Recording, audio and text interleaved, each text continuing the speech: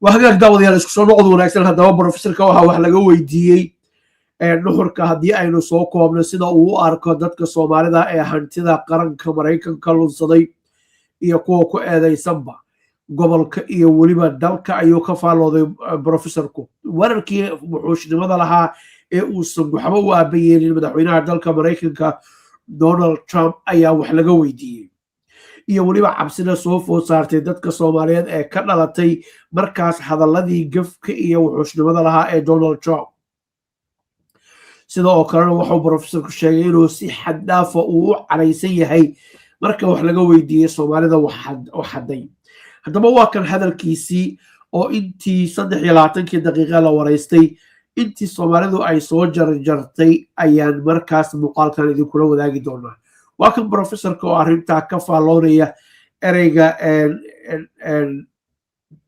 uu yirina waynu dul istaagi doonaa sida loo macneeyay iyo waxa lagu macneyn karo labadaba maadaama uu yahay erey dhinac walba loo qaadi karo waa kan professorku hadlay What was your reaction as a Somali American? Well, the fraud stories. What was your reaction as a Somali American? Well, I was ashamed. In the first cut, I was really ashamed that something like this could happen. And particularly at the state of Minnesota, which has been, as I said before, extraordinarily welcoming. It's a very civilized place to live here. I've lived here now for 32 years. So I was ashamed of that. That comes out of this. And a culture of insecurity, a culture that doesn't have much understanding or even respect for law and order. And therefore the individual becomes somewhat corrupted in many ways in terms of their behavior points, which then will take us to this important question. Fact number one, the Somalis who have come here. haddii aad aragteen videogan haatan idin soo gaaraya qaarkiina laga yaabo kii dheeraa inaad daawateen qaybtaas hore annaga ayaa soo hormarinay laakiin su'aalaha la weydiiyey culayskooda halkan ayuu ka bilaaban doonaa professorkuna waxa uu sheegay in wax laga yacni ceeb iyo fadeexad inay ahayd wixii Soomaalidu ay samaysay maxkamadaha la soo bandhigay magacii Soomaaliyeed ummadii Soomaaliyeed sharaftii Soomaaliyeed ayaa halka dhaawac weyn uu ka soo gaaray sidaas awgeed waxa uu yiri arrin aan shayb ku noqday ay ahayd qiimaha dambe wuxuu sheegay inuu ka calaysan yahay si aad iyo aad weyn uu looga carooday waxa dhacay gobolkan aan deganahay waxa uu yiri waxa aan ka mid ahay dadka aqoonyahanka oo degan isla mar ahaantaasna waxa nala siiyay fursad dahaba dadka reer gobolkan Minnesota la yiraahdo degana waa dad jecel waxa ay haystaan inay dadka kale ee soo galootiga la wadaagaan oo duntoodu ay xariir tahay oo dad wanaagsan inay yihiin ayuu professorku ka marakacaya 94 ilaa ay haatan iyo halka ku noolaa marka dadkii saas ahayd inaanu ugu abaalgudno gunadii yar tahay ee dadka taagta daran la siinayay inay dad anaga naga mida ay xadaan waa arrin aan qabanin ayuu leeyahay su'aashaas wax professorka loogu eedeeya aniga ima muuqata jawaabta uu ka bixiyay maxaa yeelay waana la soo dhaweeyey marti baanu nahayn waana la karaameeyey waana la sharfay wax intaa ka badan ayaana laga rajaynayay aynu geynaa aynu mudannahay inaynu hoos u dhaadhacno ma ahayn marka professorka wax loogu eedeeya ima muuqata arrintaas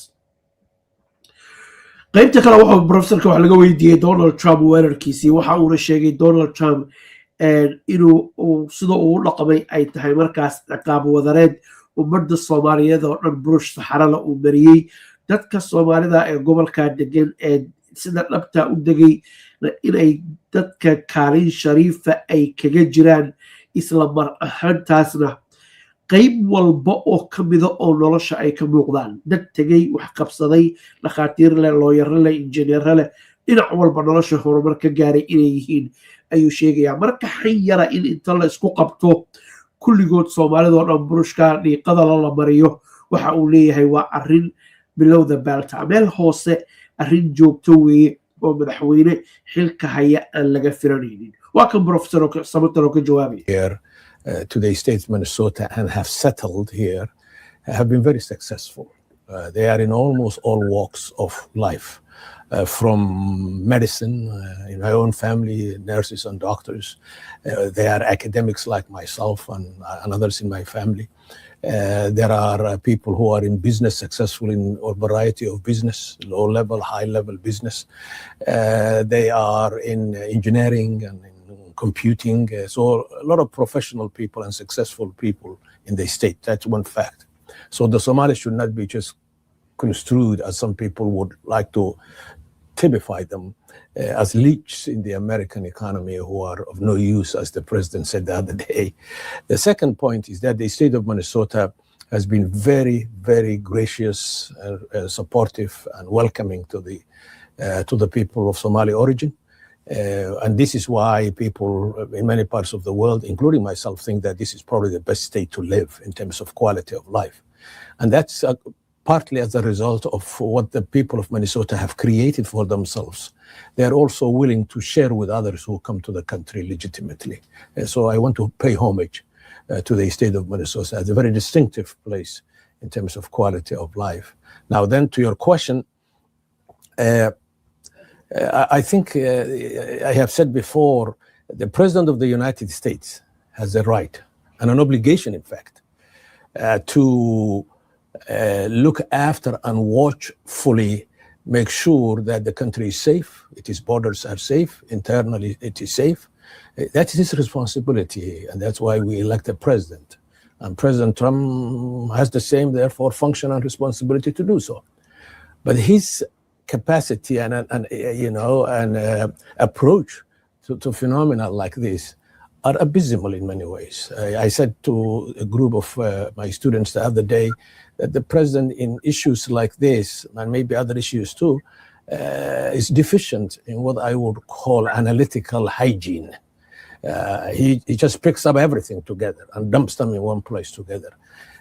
halkan meesha uu Trump uu aad iyo aad carabka ugu adkeynaya professorka uu leeyahay madaxweynaha waa deficiency weeye yani hadallada uu Soomaalida kula kacayo iyo sidoo uu weeraray iyo sidoo dadkoo dhan isugu qabanayo xog fara badan inuusan haynin aqoon uusan Soomaalida u lahayn uu ka aradan yahay Soomaalida uu horey u soo sheegay professorka uu leeyahay waa dad meel walba nolosha ka muuqda waxa muuqata ayuu leeyahay madaxweynuhu markaas halka gaabis fara badan iyo qoondaro Soomaalida ah in ay markaa ay ka jirto oo uusan dadkan markaa garanaynin ummadoo dhan inuu isku qabto oo mar qurba burush saxara la wada mariyo waa arrin aan qabanin madaxweyne Maraykanna aan u qalbinin ayuu professorku leeyahay marka waraysigii hore oo aan dhageystay oo aan habeeraatay soo gudbinin waqtigoo loo diiday awgeed iyo kan waxaad moodaa qaybtan professorku inuu cad weyn Soomaalida u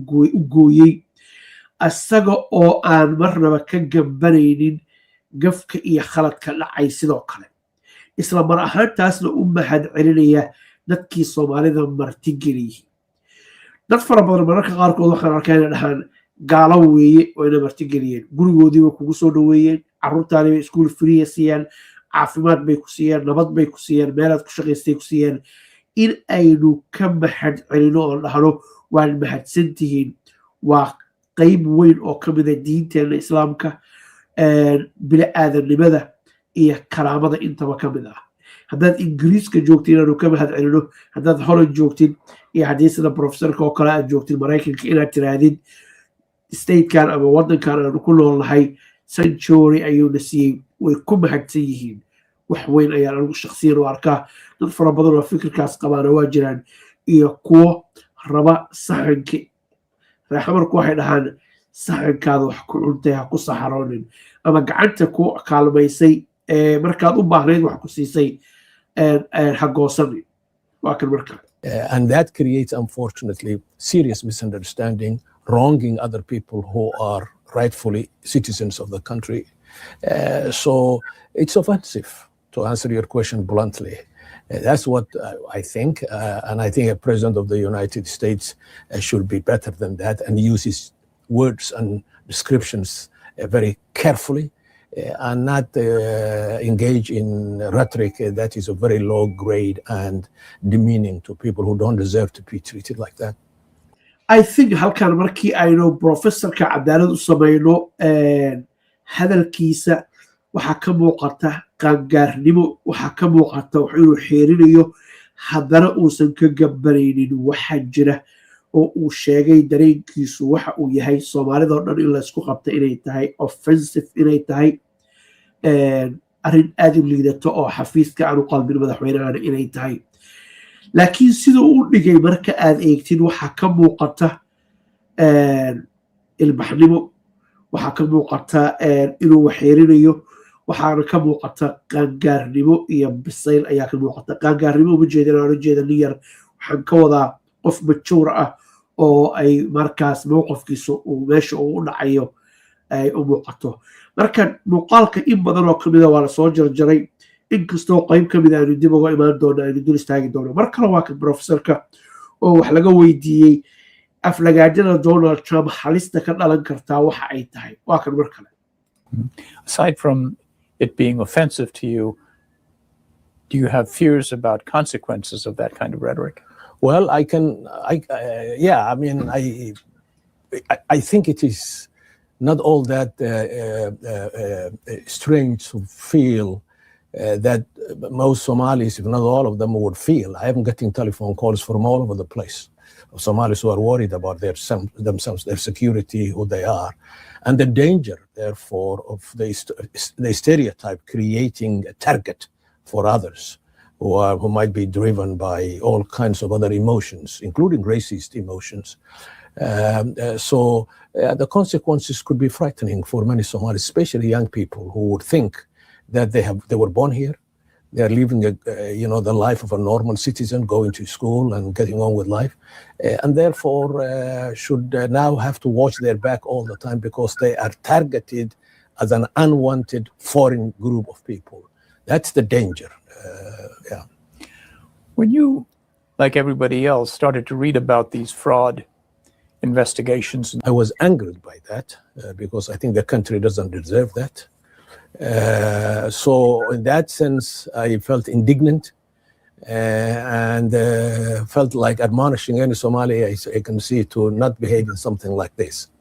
But at the same time, I was defensive in terms of the Somali people who are here, Somali Americans, Somali Minnesotans, and that they should not be so lumped together. Those who are guilty, and this is a flagrant, I think, offense to the civic culture of the state of Minnesota.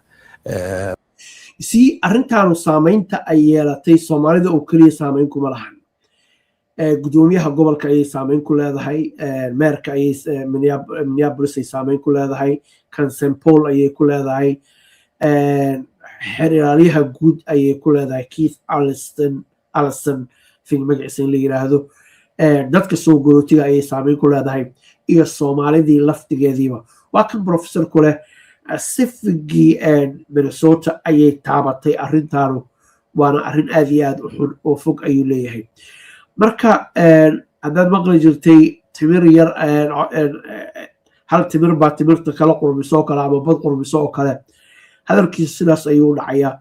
laakiin meesha aan raba inaan dul istaago waxa ay tahay waxa uu yiri oo professorku uu ka hadlay oo noo soo socota. markii horena hordhaca aad maqlayseen dalkii markuu burburay wax walba ayaa la burburay oo xukuumadda dhexe meesha ay ka baxday Soomaaliya ay fashilantay.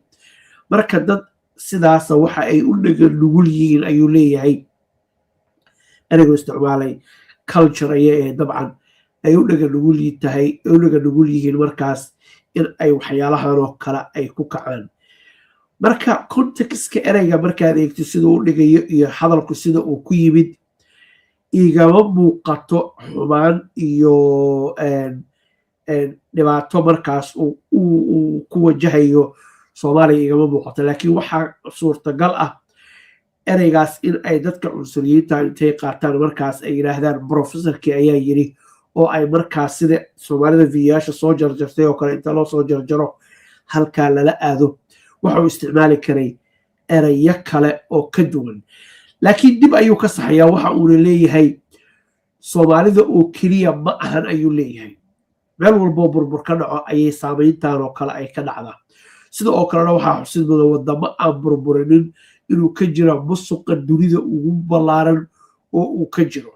oo markaas aad iyo aad loo ogyahay oo timeline paperku ay daabacaan oo aad aragteen markaas hantida in wadamo kale la geysanaya si canshuurta ay uga baxsadaan iyo waxyaalaha la midka waxa samaynayana waa ra'iisul wasaareyaal iyo wadamo waaweyn oo caalamka ka tirsan ayaa lagu eedeynaya marka musuqu lama dhalan marnaba qofka markaas dal burbursan ka yimid shakhsigaas iyo fursadda uu helay iyo sharciga uu jabshay ayay ku xiran tahay laakiin overall markaad eegtin professorku siduu warkan barnaamijkan ogaga hadlay waxaynu dhihi karnaa si daacad ah markaanu oga hadalno oo aanu qiimeyn ku samayno professorku wixii jirana waa sheegay soomaalidana waa karaameeyey laakiin waraysi markii u horreysay lala yeeshay ee arrintaanu ay soo shaacbaxday waraysigaas soomaalida aad iyo aad ayuu ogaga caraysiiyey kana waxaa muuqatay in lasoo goosgoostay meelo markaas dadku ay si gaara u xiiseynayeen ama ay u doonayeen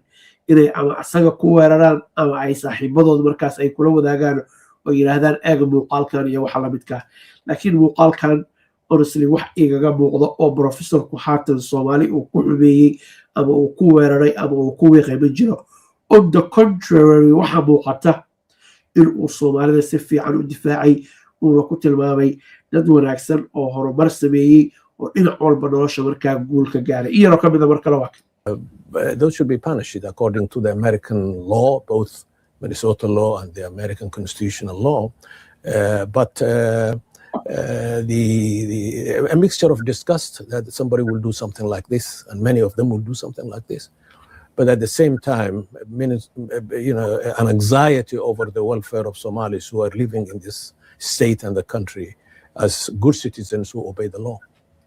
There you go. Soomaalida badankoodu waa dad sharciga ilaaliya halkan ku nool sharaf iyo karaamo leh haatan waxaa la weydiinayaa maadaama 70 qof la sheegay inay yihiin Soomaali out of 80 ayay dadku ahaayeen lagu soo eedeeyay inay wax dhaceen 70 ayaa Soomaali ah ayuu leeyahay ninkan wariyaha marka 70 maadaama Soomaali ay tahay oo number badan uu markaas oo Soomaaliya uu yahay oo xatooyadan lagu soo eedeeyay qaar la xukumay intaba arrintaasu ma noqonaysaa arrin saameyn iyo raad reebta dhegeysta professorku siduu ogaga jawaabo iyo hadalkiisa qaybta dambe halkan ayaa goor soo gabagabayn doonaa waa kan marka Do you think that the optics are pretty damning when 78 out of the 88 defendants who've been indicted out of 88 way 80 my mistake here we go are Somali American or Somali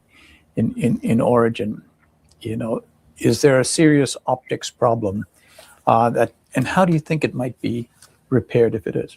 It is a serious optic problem, especially at the time in which the political culture of the United States is increasingly becoming racialized. That I think becomes a problem. And it damages the optics of Black people in this country, African American communities and others in this country, people who come from other parts of the global South. Yes, optics are bad, quite bad indeed. But I think the challenge is to keep that in its proper place because it's a real story. And then next to it, expound on what the Somalis have achieved in the state of Minnesota. And that can be a corrective to that optic. Expound that. Si beautiful ayuu dhigay xaqiiqatan. Problemkii markuu cabiray waxa uu yiri arrintaas in booskeeda la dhigo loo daayay weeye.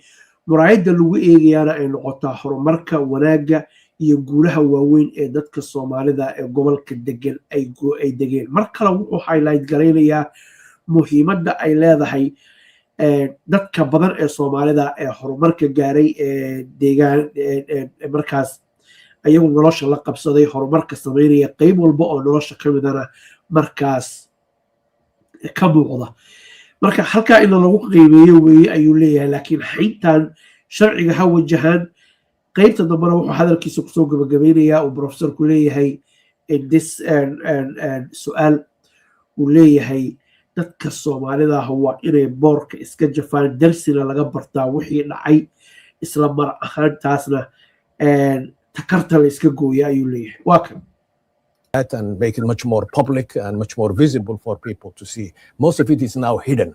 So raising that profile of successful Somalis across many levels of society next to this then might diminish the damage this optic will create.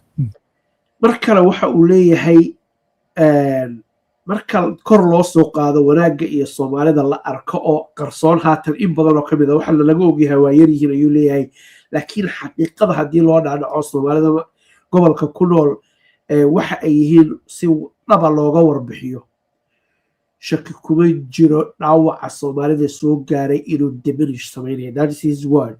diminish waxa weeye in ciribta la marinayo oo baabaayo ka mayro wixii ku soo maray oo kale weeye oo hadii xaqiiqadana la soo bandhigo inay markaas Soomaalidu mar kale ay shaqaynayso waa kan mar kale.